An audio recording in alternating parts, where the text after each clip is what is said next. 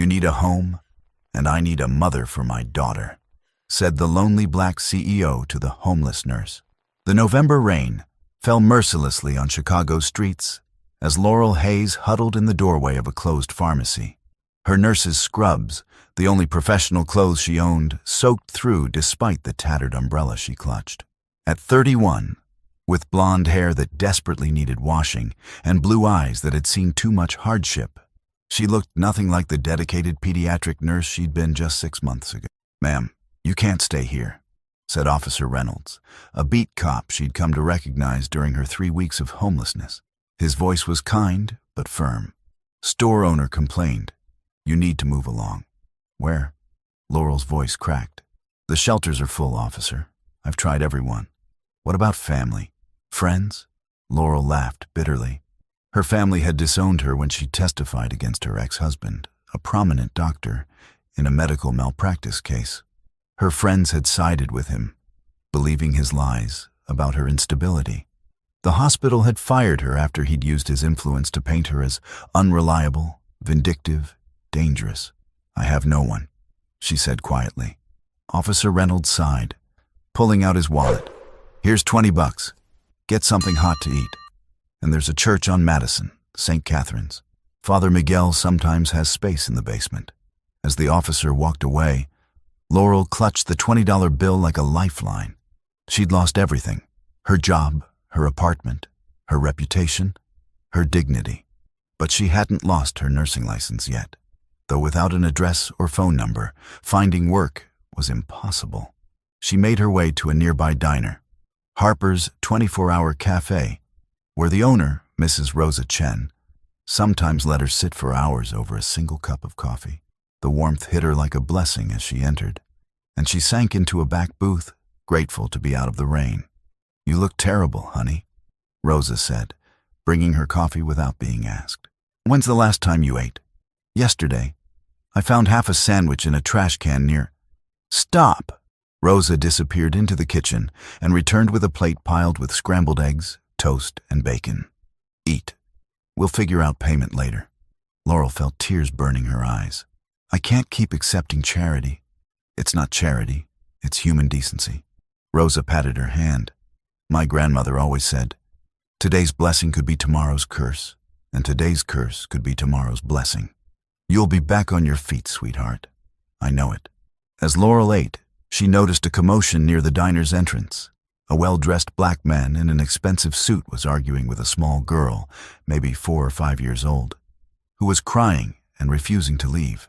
"Lily, we have to go," the man said, his voice strained with exhaustion. "Daddy has a meeting." "No, I want pancakes. You promised." The little girl's wails intensified. "Lily, please, we don't have time." The child threw herself on the floor, full tantrum mode, and the man looked like he wanted to disappear into the floor himself. Other diners were staring, some with sympathy, others with judgment. Laurel found herself standing and walking toward them, her nursing instincts overriding her own misery. "Excuse me," she said gently. "May I help?" The man looked up, and Laurel was struck by his face, handsome but exhausted, with dark circles under his eyes that spoke of sleepless nights and overwhelming stress. "Unless you have magic powers to reason with a 4-year-old, I don't think anyone can help." Laurel knelt beside the crying child. "Hi, Lily. My name's Laurel. I used to work with lots of kids like you at the hospital. Want to know a secret?" The child's wails subsided to hiccups. "What?" "Pancakes taste way better when you're calm enough to enjoy them. But when you're crying like this, you can't taste anything. Your tears get in the way." Lily considered this logic. "Really? Really? So how about this? You calm down, your daddy orders you pancakes, and I'll sit with you while you eat them. Deal?" The transformation was remarkable. Lily wiped her eyes, nodded, and allowed her father to help her into a booth. The man stared at Laurel like she'd performed a miracle. "Thank you," he said. "I'm Raymond Foster. This is my daughter, Lily. And you're either a child psychologist or a saint." "Neither. I'm a pediatric nurse. Or I was." Laurel's smile faltered. "I'm currently between positions." Raymond studied her more carefully. The soaked scrubs, the worn shoes, the desperate cleanliness of someone trying to maintain dignity despite obvious hardship. Would you sit with us? I'd like to thank you properly for saving me from a meltdown. Over pancakes, which Rosa brought for all three of them. Laurel learned that Raymond Foster was CEO of Foster Pharmaceuticals, a mid-sized company specializing in pediatric medications. His wife had died 2 years ago from complications during childbirth with their second child, who hadn't survived. Since then, he'd been raising Lily alone while trying to run a demanding company. I've had 4 nannies in 6 months, Raymond said wearily. Lily's difficult. She's dealing with trauma from losing her mother, and she acts out with anyone who tries to care for her. I'm at my wit's end.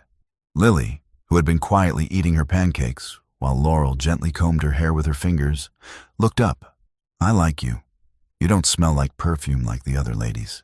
You smell like rain. Raymond and Laurel both laughed at the innocent observation. Then Raymond's expression grew serious. Ms. Hayes, Laurel, this might sound crazy, but I want to make you an offer. An offer? I need someone who understands children. Someone who can connect with Lily the way you just did. And you need... He paused delicately. You need stability. A place to stay. Employment. Laurel felt her heart racing. What exactly are you proposing? Raymond took a deep breath. Move into my house as Lily's live-in nanny.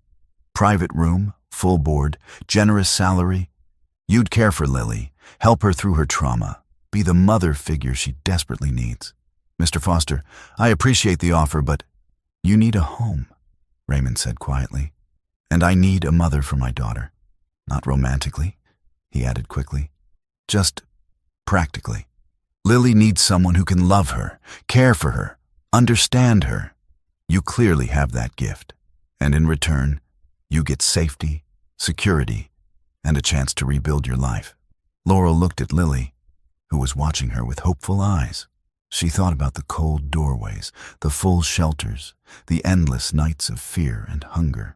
She thought about Officer Reynolds' $20 and Rosa's kindness and how desperately she wanted to be useful again, to care for people again. Why me? She asked. You don't know anything about me. I could be dangerous, unstable, anything. You could be, Raymond agreed. But I saw how you handled Lily. I saw compassion, skill, genuine caring. That's worth more than any background check. He paused. Though I will do a background check. And I'd want references from your previous employer. My previous employer fired me because my ex-husband, a doctor at the same hospital, lied about me being unstable and vindictive after I testified against him in a malpractice case. I have no references, no one who will vouch for me. Raymond was quiet for a moment. The malpractice case? Was it about a child? A 7-year-old boy. My ex-husband made a surgical error that caused permanent damage. The family sued, and I was subpoenaed. I told the truth. My ex destroyed my career in retaliation. What hospital? Northwestern Memorial. Pediatric unit. Raymond pulled out his phone and made a call. Sharon, it's Raymond Foster. I need you to contact the chief of pediatrics at Northwestern Memorial. I want the real story on a former nurse named Laurel Hayes. He spelled her name. Full details. I'll wait. While they waited, Lily climbed into Laurel's lap and fell asleep, exhausted from her tantrum. Laurel found herself stroking the child's hair, feeling a maternal instinct she thought she'd lost. 20 minutes later, Raymond's phone rang. He listened intently, his expression shifting from neutral to surprised to impressed. Thank you, Sharon, he said finally. Yes, that changes everything. He turned to Laurel. Dr. Patricia Moreno, chief of pediatrics at Northwestern, says you were one of the best nurses they ever had. She said your ex-husband, Dr. Kevin Hayes, used his position to force your termination, but that your testimony in the malpractice case was crucial to the family getting justice. She said, if you ever need a reference, she'd write you the strongest recommendation possible. Laurel felt tears streaming down her face. She said that? She said more. She said, you're the kind of nurse who sees children as whole people, not just patients. She said you have an almost magical ability to connect with traumatized kids. She said losing you was one of the worst things that ever happened to their department. Raymond leaned forward. So I'm asking again, will you come work for me? Be Lily's nanny, live in my house, help my daughter heal? Laurel looked down at the sleeping child in her arms, felt the warmth and weight of her, and thought about what Rosa had said. Today's curse could be tomorrow's blessing. Yes, she whispered, I'll do it. Hello, my Stop Racism family.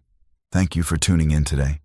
Before we dive deeper into this beautiful love story, I want to hear from you. Where are you watching from? Drop your country and state in the comments below. Also, I'd love to know your thoughts. What did you think of the story so far? Do you believe love can truly conquer prejudice? Let us know in the comments. We love reading them. And trust me, your words motivate us to keep making these videos. Let's make this video reach at least 50 comments. Your support means the world to us, and it drives us to create even more meaningful content for you. So don't forget to comment, share, and keep spreading love. The Foster house was located in Lincoln Park, a sprawling Victorian mansion that spoke of old money and careful preservation. As Raymond's driver, a kind older man named George Henderson, pulled up to the circular driveway, Laurel felt overwhelmed by the grandeur. Don't let the house intimidate you, Raymond said, sensing her discomfort. It's just a building. What matters is the people inside. Those people included Margaret Foster, Raymond's mother, who lived in the guest house out back; Elena Rodriguez, the housekeeper who'd been with the family for 20 years; Chef Antoine Dubois, who prepared all meals; Garrett Mitchell, Raymond's personal assistant; and Dr. Veronica Standish, Lily's child psychologist, who visited twice weekly. Everyone, Raymond announced as they gathered in the main living room. This is Laurel Hayes. She'll be Lily's new nanny. I expect you all to make her feel welcome. The reactions were mixed. Elena smiled warmly and immediately offered to show Laurel to her room. Chef Antoine merely nodded and returned to his kitchen. Garrett looked skeptical, clearly wondering about this homeless woman his boss had picked up in a diner. Dr. Standish looked intrigued, professionally assessing Laurel with sharp eyes. But Margaret Foster's reaction was the most concerning. The older woman, elegant, poised, and clearly protective of her family, looked at Laurel with undisguised suspicion. Raymond, dear, might I speak with you privately? Margaret's voice was ice-cold politeness. Mother, I know what you're going to say. Do you? Because from where I stand, you've brought a homeless stranger into our home to care for your daughter based on a 15-minute interaction in a diner. She's not a stranger. She's a trained pediatric nurse with excellent references, who was fired from her previous position and has been living on the streets. Raymond, I understand you're desperate, but this is reckless. Laurel felt her cheeks burning with shame. Perhaps I should leave. No, Raymond said firmly. Mother, Laurel will be staying. She's exactly what Lily needs. I'd appreciate your support, but with or without it, this is my decision. Margaret's lips pressed into a thin line. Very well, but I'll be watching closely. My granddaughter's well-being is not negotiable. Laurel's room was beautiful, more luxury than she'd experienced in her entire life. A king-sized bed with silk sheets, a private bathroom with a soaking tub, a walk-in closet, and windows overlooking a garden. Elena had already placed fresh flowers on the dresser and laid out towels. Mr. Foster said to give you this, Elena said, handing Laurel an envelope. He said you'd need proper clothes for caring for Lily. Inside was a credit card with Laurel's name on it and a note. For professional necessities. No limit, but please be reasonable. RF. Laurel stared at the card, overwhelmed. Just hours ago, she'd been huddling in a doorway with nothing. Now she had a room, a job, financial resources, and responsibility for a child who desperately needed help. That first night, Lily woke up screaming from a nightmare. Laurel heard her cries and rushed to the child's room, where she found Lily thrashing in her bed, calling for her mother. Lily, sweetie, it's okay. It's Laurel. I'm here. She gathered the child in her arms, rocking gently. I want Mommy. Where's Mommy? Your mommy loved you very much, sweetheart. She's watching over you from heaven, keeping you safe. But I can't see her. I can't hug her. I know. That hurts so much, doesn't it? It's okay to be sad. It's okay to cry. Your feelings are important. Raymond appeared in the doorway, looking exhausted and heartbroken. He'd clearly been awakened by Lily's cries and had been about to intervene, but stopped when he saw Laurel handling it. "Tell me about your mommy," Laurel said softly. "What did you love most about her?" "She smelled like flowers, and she sang to me, and she made funny faces." "What kind of funny faces?" Through tears and hiccups, Lily described her mother, her laugh, her warmth, her love. Laurel listened attentively, validating every feeling, never minimizing the child's grief. Gradually, Lily's sobs subsided, and she fell back asleep in Laurel's arms. Raymond helped Laurel tuck Lily back into bed. In the hallway, he said quietly, "Thank you. I've been trying to handle her nightmares for 2 years, and I always make it worse. You knew exactly what to do. I just listened. Sometimes that's all anyone needs. Someone to hear their pain without trying to fix it immediately. My previous nannies always tried to distract her or tell her to stop crying. You let her grieve. Grief doesn't have a timeline, Mr. Foster. Lily's only 4. She's processing a trauma most adults couldn't handle. Call me Raymond. And Laurel, I think hiring you might be the best decision I've made in 2 years." Over the next weeks, Laurel settled into a routine. Mornings were breakfast with Lily, then playtime that incorporated emotional processing, art therapy, storytelling, gentle conversations about feelings. Afternoons were naps, educational activities, and visits to the park. Evenings were dinner with the family, bath time, stories, and songs. The transformation in Lily was remarkable. The tantrums decreased. The nightmares became less frequent. She began to smile more, laugh more, engage more with the world around her. "It's extraordinary," Dr. Standish told Raymond during one of her visits. "In 6 weeks, Laurel has accomplished more therapeutic progress than I managed in 18 months. She has an innate gift for trauma-informed care." But not everyone was pleased with Laurel's success. Margaret Foster remained coldly polite, constantly watching for any sign that Laurel was taking advantage of the situation. Garrett Mitchell openly questioned her presence, suggesting she was manipulating Raymond. And whispers reached Laurel about society friends of the Foster family, who wondered why Raymond had hired some homeless woman to raise his daughter. "Ignore them," Elena advised one day, while they folded laundry together.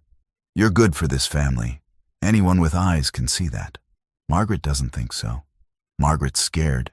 She lost her daughter-in-law, watched her son nearly break from grief, sees her granddaughter struggling. She's protective. Give her time. That evening, Laurel overheard a conversation she wasn't meant to hear. She'd come downstairs to get Lily a glass of water when she heard voices from Raymond's study.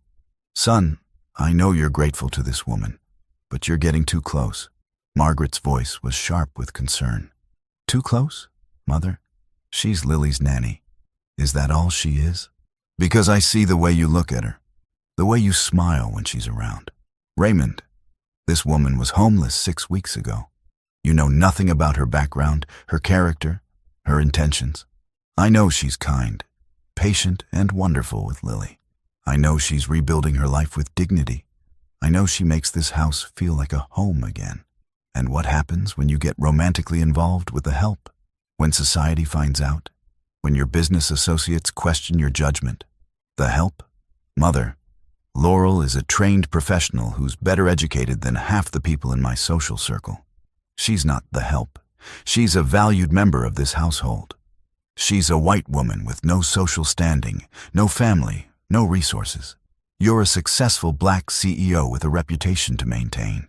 An interracial relationship with your daughter's nanny. The gossip alone could damage your business. Then let them gossip. I'm tired of living my life according to other people's expectations. What about Lily? Have you thought about how this might affect her? Lily loves Laurel. For the first time since her mother died, my daughter is happy. That's all that matters to me." Laurel retreated upstairs, her heart pounding. She hadn't realized Raymond had romantic feelings for her. She hadn't even allowed herself to acknowledge her own growing feelings for him. But Margaret was right about one thing. A relationship between them would be complicated, controversial, potentially damaging to both of them. The next morning, Laurel tried to maintain professional distance, but Lily immediately sensed the change. "Why are you being weird?" the child asked with brutal 4-year-old honesty. "I'm not being weird, sweetie. Yes, you are. You're not smiling, right? Are you sad? Laurel knelt to Lily's level. I'm just thinking about grown-up things. Is someone being mean to you? Because Daddy says if someone's being mean, we should use our words and tell them to stop. Out of the mouths of babes, Laurel thought. Maybe it was time to use her words with Margaret. She found Raymond's mother in the garden, tending to roses with the focused intensity of someone using physical labor to process emotions. Mrs. Foster, may I speak with you? Margaret didn't look up from her pruning. I suppose you overheard last night. I did. And I want you to know, I'm not trying to take advantage of your family. I'm not manipulating Raymond. I'm just trying to help Lily heal. Are you? Or are you trying to secure your own future by inserting yourself into a wealthy family? The accusation stung, but Laurel forced herself to remain calm. 6 weeks ago, I was homeless. I had nothing. Then your son offered me a chance, not just a job, but a purpose. I'm grateful every single day for that opportunity. Gratitude can be confused with other feelings. You're right, it can. But what I feel for Lily is genuine. I love that child. She reminds me why I became a nurse, to help people heal, especially children who've experienced trauma. Margaret finally looked at her. And my son? What do you feel for him? Laurel took a deep breath. Respect, admiration, and yes, probably more than I should. But Mrs. Foster, I would never act on those feelings if it meant hurting this family. Lily comes first, always. Pretty words, but intentions and actions don't always align. Then watch my actions. Judge me by what I do, not what you fear I might do. Margaret was quiet for a long moment, studying Laurel's face. Finally, she said, You know what frightened me most when Raymond brought you here? That I'd hurt Lily? That you'd heal her? That my granddaughter would bond with you, love you, see you as a mother figure, and then you'd leave, and Lily would experience that loss all over again. Margaret's voice cracked slightly. I couldn't bear to watch her go through that pain twice. Laurel understood then. Margaret's hostility wasn't about class or race or suspicion. It was about protective love for a child who'd already lost too much. I'm not going anywhere, Mrs. Foster. Not unless your family asks me to leave. Lily has my heart, and I don't give my heart lightly. What about my son? Does he have your heart too? Laurel hesitated, then decided on honesty. Maybe, but I won't pursue that unless I'm certain it's best for everyone, especially Lily. Margaret nodded slowly. That's a wise answer, wiser than I expected. She returned to her roses. You may call me Margaret. Mrs. Foster is too formal for someone living in my son's house. It wasn't quite acceptance, but it was progress. 3 months into her employment, Laurel had become an integral part of the Foster household. Lily called her Laurel Mommy, not replacing her biological mother, but acknowledging the maternal role Laurel played. The nightmares had almost stopped entirely. The tantrums were rare. The child psychologist was amazed by the progress. But as Lily healed, a new complication emerged. Laurel and Raymond's feelings for each other became impossible to ignore. It started small. Raymond began coming home earlier from work, eager to hear about Lily's day from Laurel's perspective. They'd linger over dinner conversations after Lily went to bed, discussing philosophy, literature, their dreams and fears. He started joining their afternoon park visits, playing with Lily but watching Laurel with undisguised affection. Daddy likes you, Lily announced one day with characteristic bluntness. He smiles when you're around. Your daddy's just happy that you're happy, Laurel said, deflecting. No, it's different.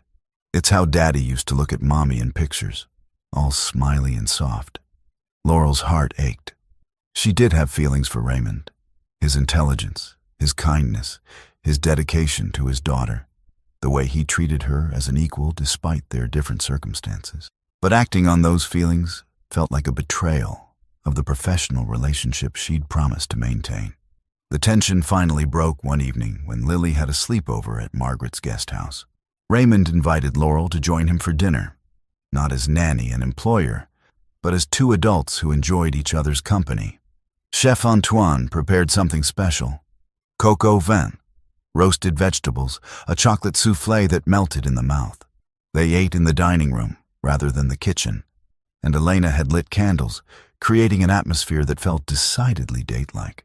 This feels different, Laurel said nervously. Is that okay? I don't know. Raymond, I need to be clear about something. I'm not interested in jeopardizing my position here. Lily needs stability, and I won't risk that for my own feelings. What if I told you that your position is secure regardless? That I'm not the kind of man who'd fire someone for not returning romantic interest? I'd believe you. But I'd also worry about awkwardness, about making things uncomfortable for everyone. Raymond reached across the table and took her hand. Laurel, I'm going to be honest with you. I haven't felt this way about anyone since my wife died. You've brought joy back into this house, into my daughter's life, into my life. I'm not asking you to jump into anything. I'm just asking permission to explore whether these feelings could become something more. People will talk. Your mother's right about that. The CEO and the nanny, the interracial relationship, the class differences. Society will have opinions. Let them have opinions. I've spent 2 years trying to be the perfect single father, the respectable widower, the CEO who never shows vulnerability. I'm exhausted from performing for other people. With you, I can just be Raymond. Imperfect, uncertain, hopeful. Laurel felt tears threatening. I'm scared. I've been hurt before, Raymond. My ex-husband destroyed my career, my reputation, my sense of self-worth. What if this goes wrong? What if it goes right? Raymond interrupted gently. What if we build something beautiful together? Not employer and employee, not CEO and nanny, but 2 people who've both experienced loss and are brave enough to try again. And Lily? Lily adores you. She's happier than she's been in 2 years. If you and I became a couple, she'd be thrilled. Would she? Or would she feel confused, conflicted about her biological mother? It was a valid concern, and Raymond took it seriously. That's why we'd move slowly. Give Lily time to adjust, to understand. Work with Dr. Standish to ensure the transition is healthy. Laurel looked at their joined hands, her pale skin against his dark skin, the physical representation of the societal boundaries they'd be crossing. But more than that, she saw the potential for something real, something lasting. Okay, she whispered. Let's try. Their first official date was carefully planned. Raymond arranged for Margaret to watch Lily overnight, and he took Laurel to a small jazz club in a neighborhood where they were unlikely to run into his business associates. I want our first real date to be about us, he explained, not about performing for anyone else. The music was smooth, the atmosphere intimate. They danced slowly, and Laurel felt safe in Raymond's arms in a way she hadn't felt safe in years. Tell me about your ex-husband, Raymond said. What happened? Laurel tensed. Why do you want to know? Because whatever he did to you still affects you. I see you flinch sometimes when I give you gifts, like you're expecting strings to be attached. I see you second-guess yourself, like you don't trust your own judgment. I want to understand what you went through. So Laurel told him about Dr. Kevin Hayes, the charming surgeon who'd swept her off her feet, about the gradual revelation of his narcissism, his need for control, his rage when she dared to question him, about the malpractice case where he'd made a surgical error that left a 7-year-old boy partially paralyzed. I was subpoenaed, Laurel said, her voice barely above a whisper. They asked if I'd observed anything during the surgery that seemed unusual. I had to tell the truth. Kevin had been distracted, possibly impaired. He'd been drinking the night before and came to work with a hangover. And he punished you for your honesty. He destroyed me, used his connections at the hospital to paint me as vindictive, unstable, a woman scorned. He had my nursing license suspended pending investigation. By the time I was cleared, I'd lost my apartment, my savings, everything. No hospital would hire me because his lies had spread throughout the medical community. Raymond's jaw was tight with anger. He needs to be held accountable. He was. Partially.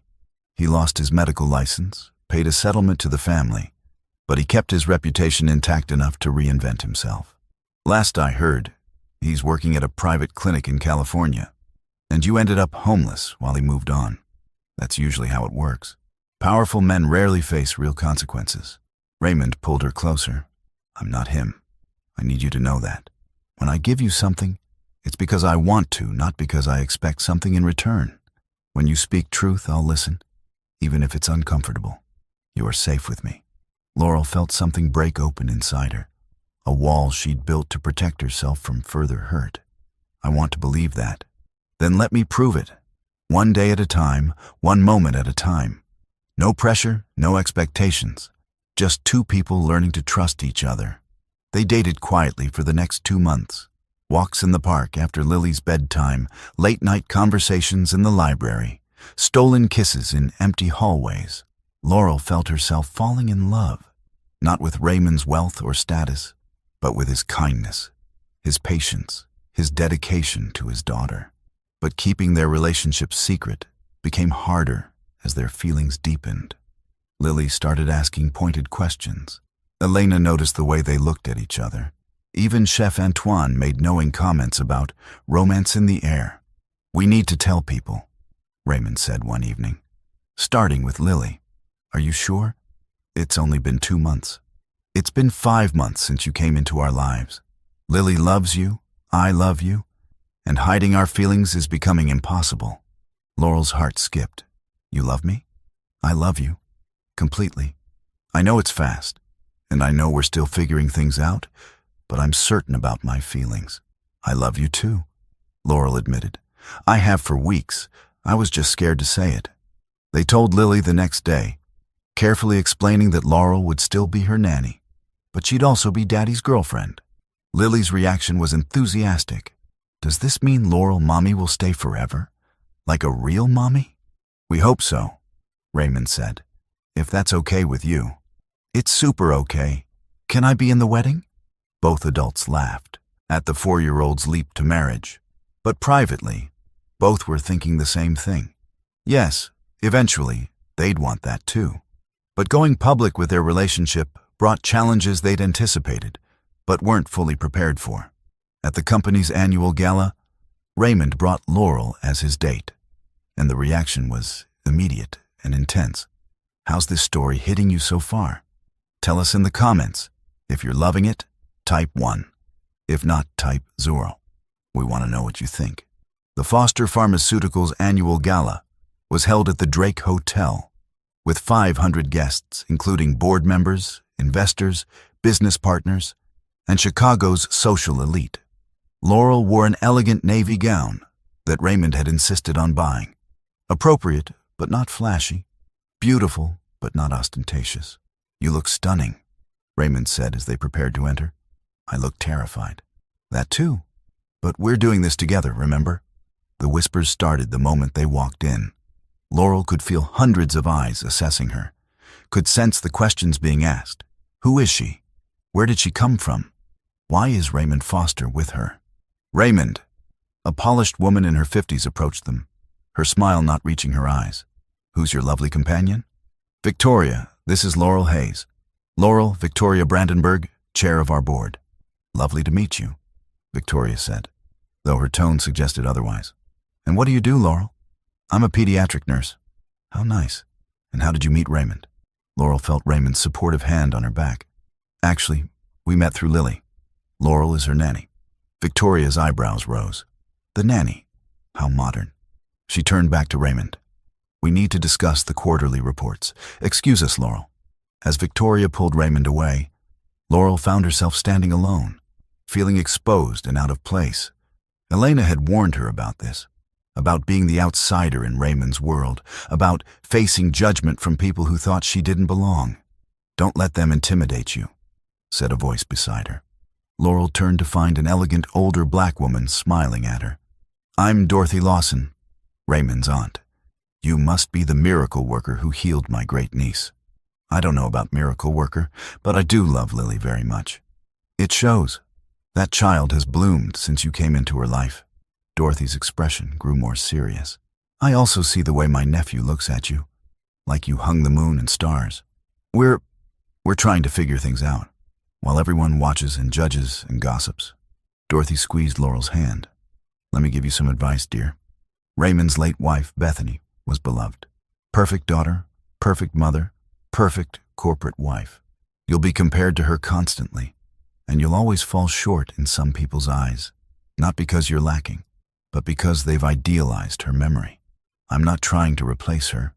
I know you're not. But others won't see it that way. They'll see a white woman with no social standing trying to step into a black woman's shoes. Add in the nanny aspect, and you're fighting against every prejudice and stereotype society has created. Laurel felt her stomach knotting. Maybe this was a mistake. Or maybe it's the bravest thing you've ever done. Dorothy smiled. My nephew is happy for the first time in 2 years. My great-niece is thriving. If you love each other, don't let these vultures steal that joy. The evening continued with mixed reactions. Some people, like Dorothy, were kind and welcoming. Others, like Victoria Brandenburg and several board members, were coldly polite, their disapproval evident. A few were openly hostile, making comments within Laurel's hearing about gold diggers and inappropriate relationships. How are you holding up? Raymond asked during a quiet moment on the balcony.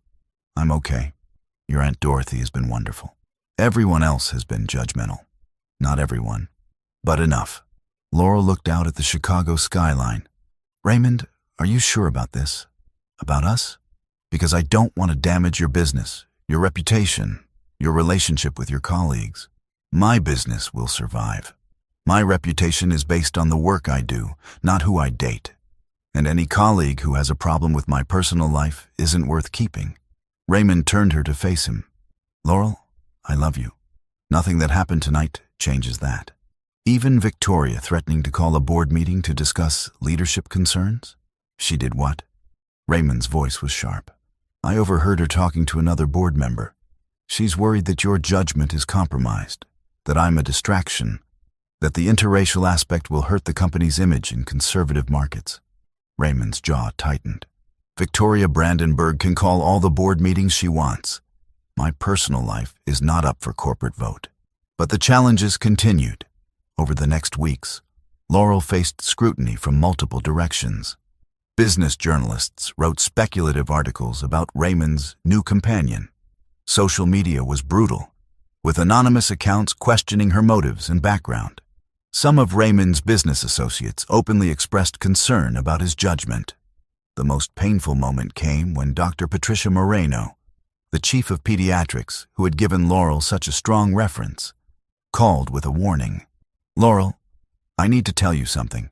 Your ex-husband has heard about your relationship with Raymond Foster. Laurel's blood ran cold. How?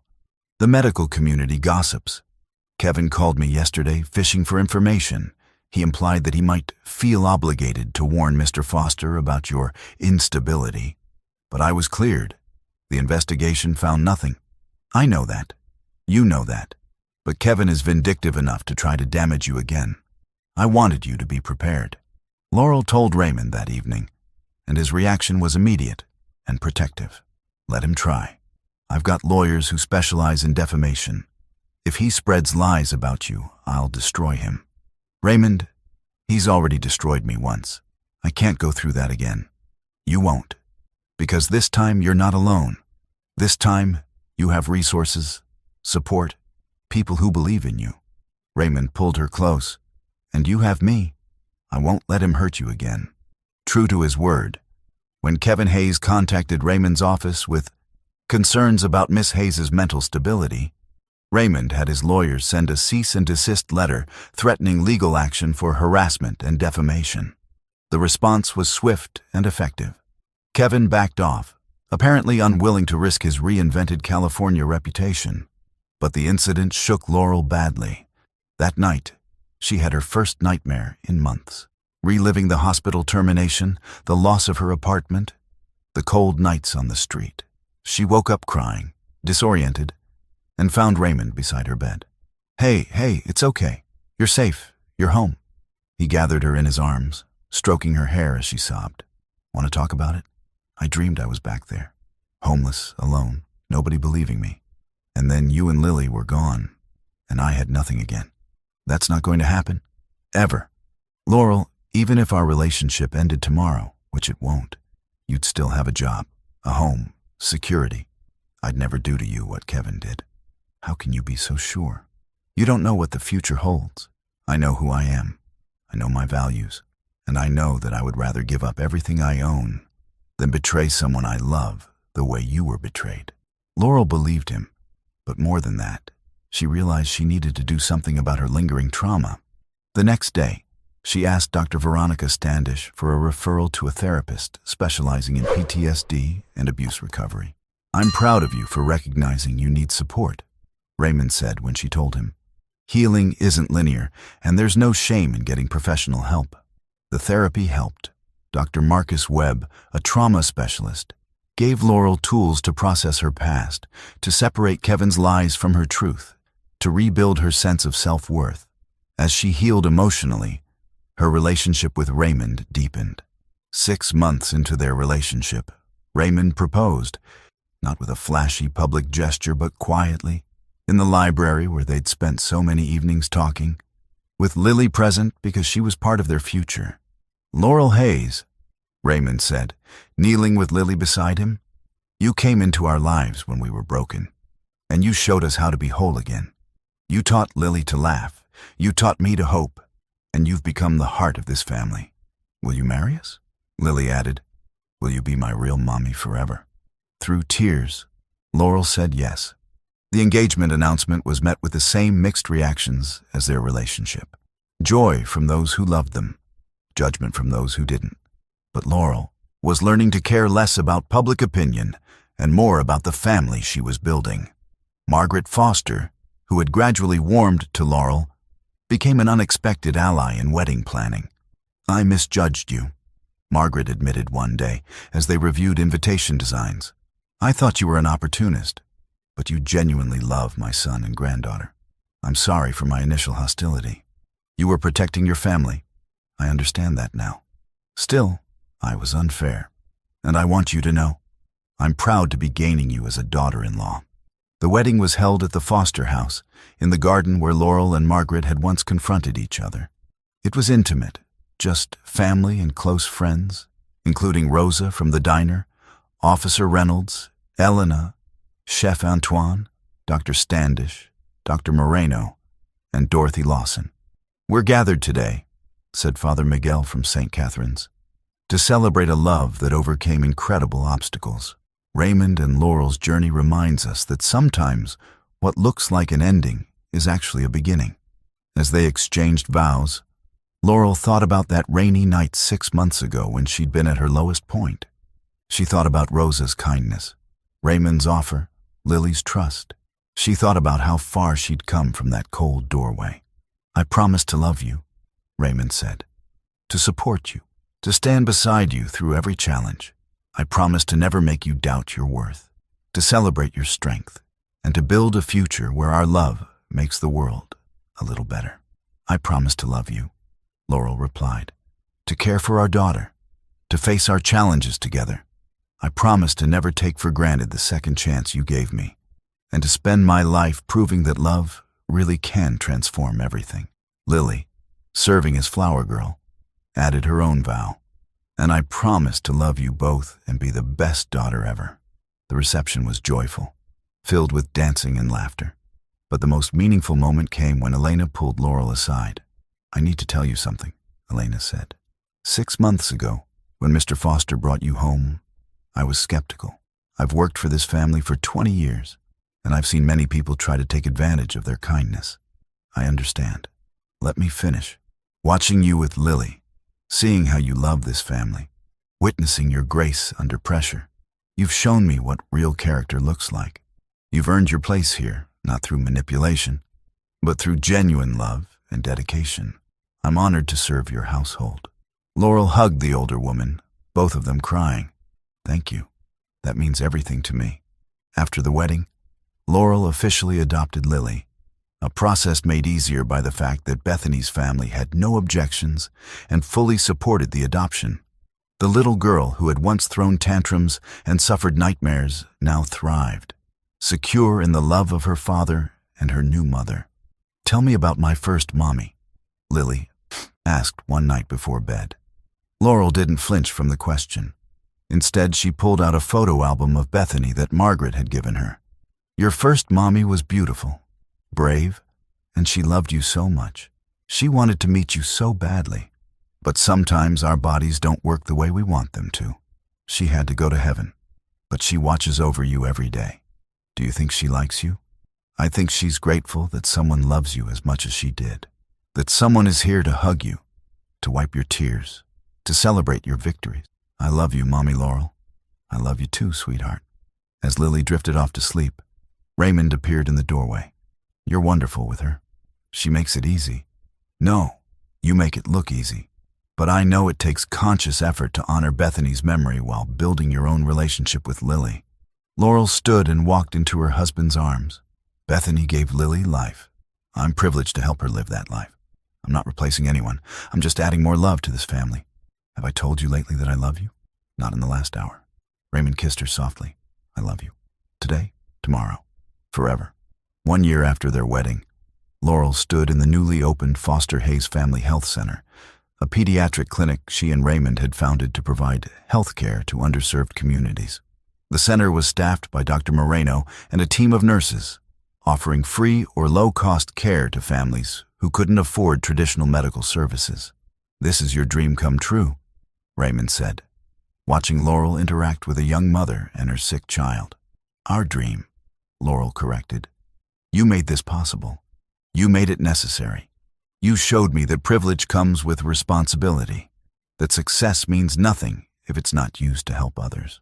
The center also included a special program, training for formerly homeless individuals who wanted to pursue careers in healthcare. Laurel personally mentored 3 women who had experienced homelessness, helping them get their nursing certifications and secure employment. You're giving them what you wish someone had given you, Raymond observed. I'm giving them what you gave me. A second chance, belief in their worth, and practical support to rebuild their lives. Officer Reynolds attended the center's opening ceremony, along with Rosa from the diner, Father Miguel, and dozens of people who had shown Laurel kindness during her darkest days. Look at you now, Rosa said, hugging her tightly. From eating half-eaten sandwiches to running a healthcare center. I told you blessings were coming. You did. And you were right. The center's first patient was a 7-year-old boy with asthma whose family couldn't afford his medications. As Laurel examined him, prescribed an inhaler, and arranged for ongoing free care, she thought about the boy Kevin had injured, the one whose case had cost her everything, but led her here. Maybe it all meant something, she told Raymond that evening. The malpractice case, the homelessness, the suffering. Maybe it was all preparing me for this, to help families who fall through the cracks of our healthcare system. Or maybe you're just an incredible person who found a way to turn trauma into purpose. Lily, now 5 and thriving in kindergarten, drew pictures of the health center for her school project about what my family does to help people. Daddy makes medicine for sick kids, she explained to her class. And Mommy Laurel takes care of kids who don't have doctors. And I'm going to be a doctor when I grow up so I can help too. That night, as the 3 of them sat together reading bedtime stories, Laurel reflected on her journey. 18 months ago, she'd been huddled in a doorway in the rain, convinced her life was over. Now she was a wife, a mother, a healthcare advocate, and a woman who'd proven that rock bottom could be the foundation for something beautiful. What are you thinking about? Raymond asked, noticing her thoughtful expression. I'm thinking about that night in the diner. When you made me that crazy offer, a home in exchange for caring for Lily, best decision I ever made. You said I needed a home, and you needed a mother for your daughter. But Raymond, you gave me so much more than a home. You gave me back my life, my purpose, my belief in possibility. And you gave me more than a mother for Lily. You gave me love, partnership, hope for the future. Lily, listening to this exchange, added her own observation. You both needed each other. That's how families work. Out of the mouths of babes, Laurel thought. The little girl was right. They had needed each other. Raymond and Lily had needed her nursing skills, her compassion, her ability to help a traumatized child heal. But she had needed them just as much. Needed their trust, their love, their willingness to see past her circumstances to her character. I love our family, Lily announced. And I'm glad Mommy Laurel was sad that night in the rain, because otherwise she wouldn't have met us. Me too, baby, Laurel said, her voice thick with emotion. Me too. As they finished the bedtime story, and Lily drifted off to sleep, Raymond and Laurel stood by her bed. watching their daughter dream peacefully. "Thank you," Raymond whispered. "For what?" "For saying yes. For trusting me. For building this life with us. Thank you for seeing me. Really seeing me. When I was invisible to everyone else." They returned to their own room. To the king-sized bed in the mansion that had once seemed impossibly luxurious and now simply felt like home. As they prepared for sleep, Laurel caught sight of herself in the mirror. Healthy, happy, loved, purposeful. She thought about Officer Reynolds, who had given her $20 and hope. She thought about Rosa, who had fed her and believed in her. She thought about Dr. Moreno, who had given her a reference when no one else would. She thought about all the small acts of kindness that had kept her going until Raymond found her. And she thought about that moment in the diner when a wealthy CEO had looked at a homeless nurse and seen not her circumstances, but her potential, when he'd made an impossible offer that changed both their lives forever. "You need a home, and I need a mother for my daughter," he'd said. But what they'd found was so much more than that practical arrangement. They'd found love, family, purpose, and proof that sometimes the most desperate moments lead to the most beautiful beginnings. As Laurel fell asleep in her husband's arms, in the home she'd earned through love and dedication, she knew one thing for certain: blessings really could come from curses, endings really could become beginnings, and love really could transform everything if you were brave enough to say yes when opportunity knocked, even when that opportunity came in the most unexpected form. The homeless nurse and the lonely CEO had found each other in a rainy diner at midnight, and together they'd built something neither could have created alone, a family defined not by blood or circumstance, but by choice, love, and the unshakable belief that everyone deserves a second chance.